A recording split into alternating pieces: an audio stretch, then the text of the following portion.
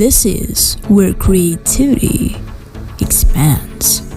This is where we meet creators from all over the world and expand our creativity.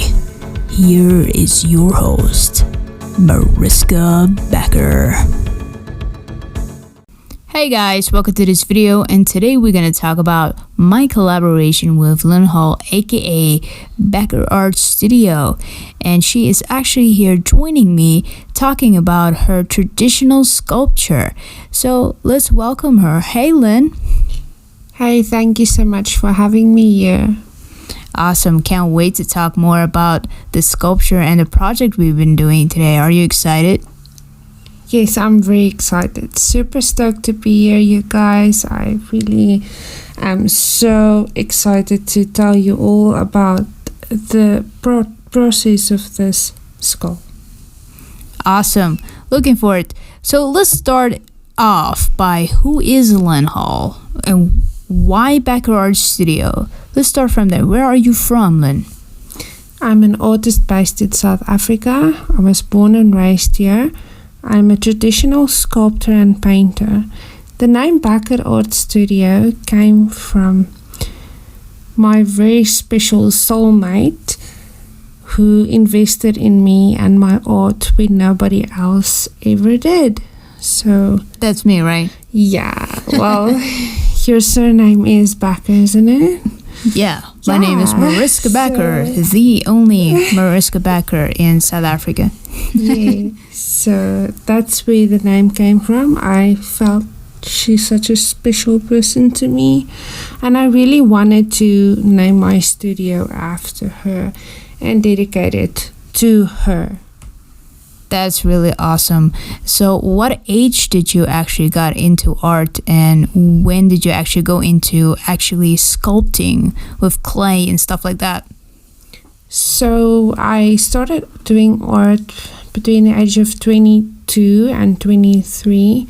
I just discovered my passion for art through a dark place in my life. I can honestly say that art truly did save my life. At the time, I was struggling with my eyes, and we'll get into that in just a little bit.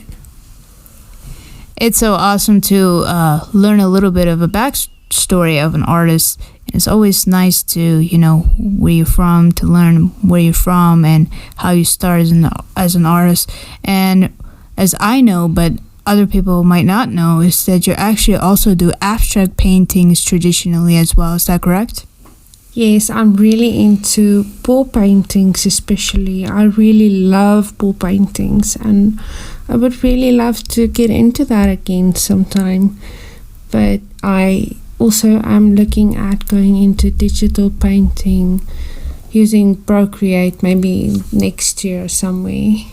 That would be really cool to see you actually go into the digital world as well, and not just stay into your roots, which is, traditional painting or traditional sculpting. And maybe in the future you can also learn ZBrush and do sculpting digitally. What do you think about that? Oh yeah, for sure. I think that is something that I always wanted to do. I honestly feel like I could never ever stop learning, so I would really love that. That is really awesome. So before you sculpted the skull, which we called the project the Serpent, which before we created this project, before the skull and everything, what kind of sculptures did you do? So basically I sculptured hyperrealistic baby dolls. So that was what I was into. I just basically, somewhere along the line, I kind of lost my passion, and the skull just really brought it back. I felt really limited as to what I could do creatively. I try to limit myself to one project at a time because I struggle to finish projects sometimes. So I really work hard to finish one project at a time. That is really amazing. Like, So you do the reborn babies, and the art world where I'm from is mostly the digital world. Yeah. And if there is traditional painters, they paint. You don't see a lot of sculptors especially creating hyper realistic babies. So how did you transition from that whole different art form to now like more fantasy, darker sculpture art? That's actually very interesting. You would think that sculpting such different things would be so much more difficult or so much more challenging, when in fact it's not. The difference between it is just the project size, basically, the creative freedom you have, and then obviously the amounts of clay you use and supplies. But the main thing is I can sculpt anything. So I sculpt everything and anything from scratch. I can sculpt anything, basically. Anything I want to sculpt. So next up is the dragon, which I'm really excited about. Wow, that's really awesome. So your next project is gonna be more of a medieval fantasy type, a dragon, and you're also gonna make it part of your dark theme. Yes, of course. I think I'm gonna be sticking to the dark theme. I really love dark art, and I like the mystery vibes it gives, so really into that. Yeah, I started doing more colorful art, and I did some space art. I'm really passionate about space and astronauts and all that kind of stuff. But, I've always had a passion for darker art.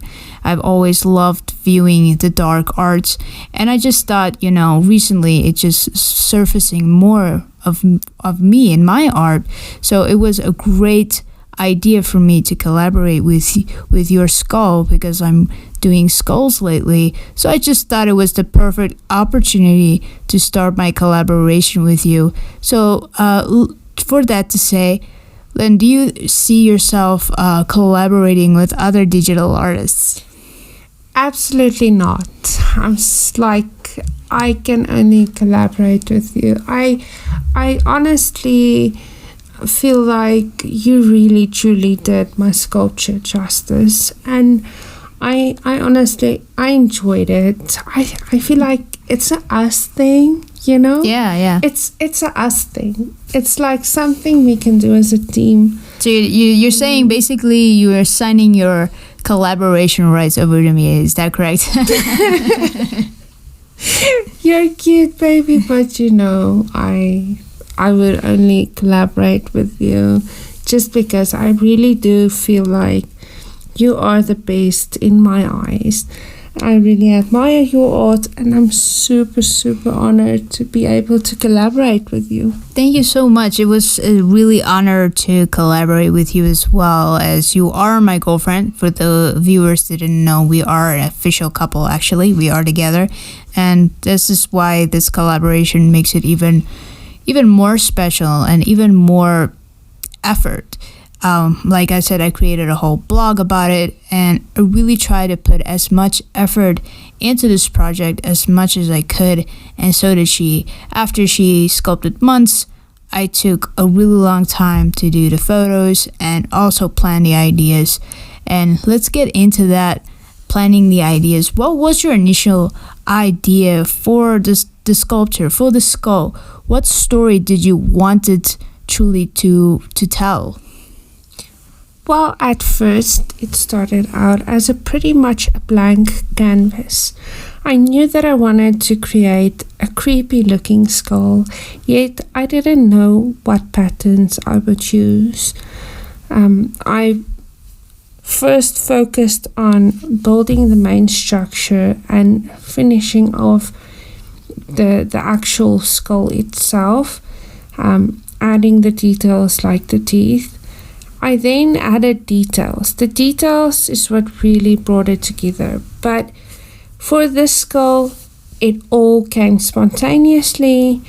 I saw reference pictures of roots of a tree, And I just found it really gorgeous, and I just wanted to incorporate that into the skull. I thought it would make a really cool, effect. That's really cool. I love the way you did the roots on top of the skull, and it gave me an idea. My first actual initial idea was to make it, with lava and like hell type of thing. But then later I just got an idea because of the trees and stuff, what it represents. So I incorporated more trees into the roots instead. And I thought that was a more of a better idea. And the story we knew we wanted a dark story to this. Yeah. And I was writing the blog, and I just came up with the Serpent Witch. What did you think about that story? Well, I really, really loved the story, obviously. Like, it was so creative, and it's short and sweet. It's to the point, and I really like the story behind the skull. I honestly just couldn't have asked for a better outcome. I really wish that I could show everyone in person what the skull looks like, because honestly, pictures and stuff doesn't do it justice. I'm really excited about the skull, and I really appreciate all of everyone's support. The support has been really overwhelming. Yeah, especially because you're actually pretty new in this space, and because you're a traditional sculptor, you're not the average digital artist that's on Twitter or on social media, so you're pretty fresh in the game. What do you think about that? Yeah, I am pretty fresh in Twitter specifically. I haven't been super active, honestly. I've just had so much going on, moving from a different state or province, and just changing my entire life in all aspects. So what would you tell a collector if they were listening to this podcast? What would you tell them about this project? Why should they invest in this project? Why do you think a collector should invest in this project? I do truly see it as an investment. I feel like the art will only increase in value, and being like, even if you buy something and it stays the same price, as the crypto goes up, you're gonna obviously you're gonna gain. So absolutely huge investment. It's something different, it's unique, it's special, and so I know that it's a huge investment. I really, really love seeing all the other artists as well. I really would appreciate some support, though. I must say, I feel like it's absolutely worth it, and it would be really nice to have a good Christmas this year. Especially because this is actually your first NFT project. Yeah, that's really out there. I mean, we did list your reborn baby as well on Foundation. If you guys want to check that out, it's still on her Foundation, where she actually listed her reborn hyperrealistic pocket-size baby. So you can check that out as well. And yeah, I think that's all we have time for. We didn't want to make this podcast a little bit too long. So thank you guys for joining. If you want all the important details, you can read it up on the blog. I have put it out there for you guys to read it out. There's some photos and shots and process that we all go through this project. But overall, this project to us is really special, especially that we both collaborated together. It's a passion project, and I really love skulls, and I love the darkness about this project and how deep the story goes. And because it's Lynn's first NFT, if there's any collectors listening to this, make her day, buy it, and she can buy her son some Christmas presents. Yeah, that would be awesome. So if you read the blog, you can find everything and anything about Lynn, Becker Art Studio, and the blog, just check it out. It's a great read, and in all the future projects, I will do the same. I'm going to write a really in-depth blog about the projects. So I hope you guys stay tuned and hope you guys enjoy the art journey with us. Thank you, Lynn, for being on the show, and I can't wait for us to do another collaboration. Yeah, me either. I'm really excited to see what we come up with next. Next up is the dragon piece. You guys keep an eye out for that.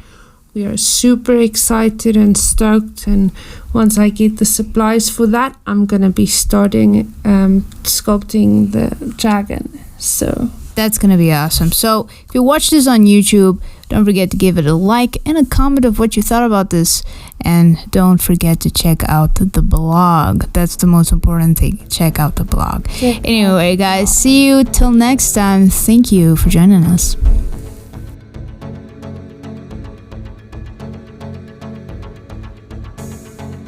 Thank you for watching. Until next time, don't forget to like, subscribe, and visit mariskabecker.com.